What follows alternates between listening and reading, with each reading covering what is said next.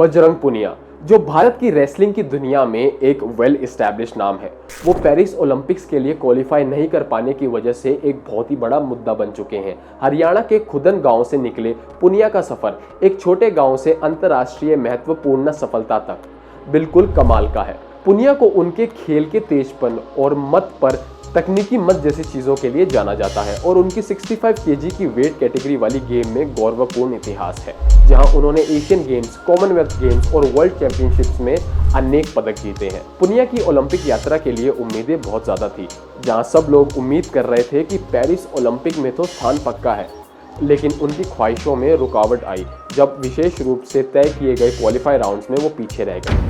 सख्त तैयारी और तकनीकी तैयारी के बावजूद पुनिया को इस मुश्किल क्वालिफाई मैच में सफलता नहीं मिली, जिससे फैंस और एक्सपर्ट्स दोनों ही हैरान और निराश भी हैं। पुनिया के ओलंपिक मिस करने के बाद तरह तरह की बातें शुरू हो गई, जहां सवाल उठाए गए कि क्वालिफाई के लिए उनकी तैयारी कैसी थी। कुछ लोग तो ये भी कह रहे थे कि पुनिया की असफलता का कारण उनके पहले की सफलता और दूसरे टूर्नामेंट्स में उनका प्रभावशाली परफॉर्मेंस के बाद आया कॉम्प्लेसेंसी था। कुछ लोग कोचिंग स्ट्रेटजीज और उनकी ट्रेनिंग रेजिमेंट की मैनेजमेंट पर उंगली उठा रहे हैं, जहां कुछ बदलाव नहीं करने से उन्हें क्वालिफाई राउंड्स में असफलता का सामना करना पड़ा।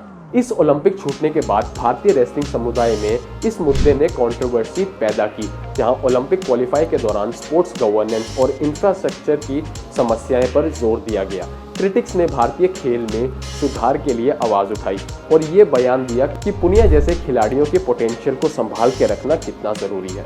और इस सब के बीच एक और मुद्दा था जिसे लेकर समाज में विवाद शुरू हो गया। कुछ रेसलर्स ने अपनी हार के बाद अथॉरिटीज़ के खिलाफ आवाज़ उठाई, मानते हुए कि उनकी क्वालिफिकेशन में गलतफहमी हुई थी। उन्होंने कहा कि उन्हें अपने टैलेंट को दिखाने का, और इससे बड़ा मुद्दा उठा दिया कि क्या असलियत है इसके पीछे। इस कंट्रोवर्सी ने और भी चर्चा पैदा की, जहां कुछ लोग उन्हें समर्थन देने लगे और कुछ लोगों ने उनकी आलोचना की, उनकी नाकामी पर सवाल उठाए। पुनिया ने इस प्रतिकूलता को सहन किया और अपने आने वाले कदम पर ध्यान दिया। उन्होंने अपनी हार को स्वीकार किया और एक फोकस बनाए रखा। वादा किया कि इस अनुभव से वो सीख लेंगे और मजबूती से वापस आएंगे। उनके सोशल मीडिया पर फैंस के मैसेजेस ने उन्हें हार के इस समय में भी समर्थन दिया, उनकी पूरी तरह से वापस आने की एबिलिटी को पुनः स्थापित करते हुए। आगे देखते हुए पुनिया का भविष्य आवश्यक और उम्मीद से भरपूर है। उनके नज़र सामने आने वाले अंतर्राष्ट्रीय टूर्नामेंट्स और अगले ओलंपिक साइकिल पर है, जहां वो मेहनत और लगन से तैयार है उनके क्रिटिक्स को गलत साबित करने और उनके ओलंपिक ख्वाहिशों को पूरा करने के लिए।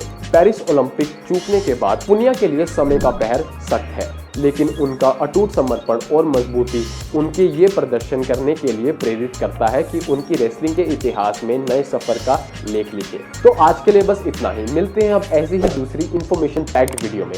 तब तक के लिए देखते रहिए स्पोर्टिगो हिंदी, और ऐसी ही वीडियोस के लिए हमारे चैनल को सब्सक्राइब कर लीजिए।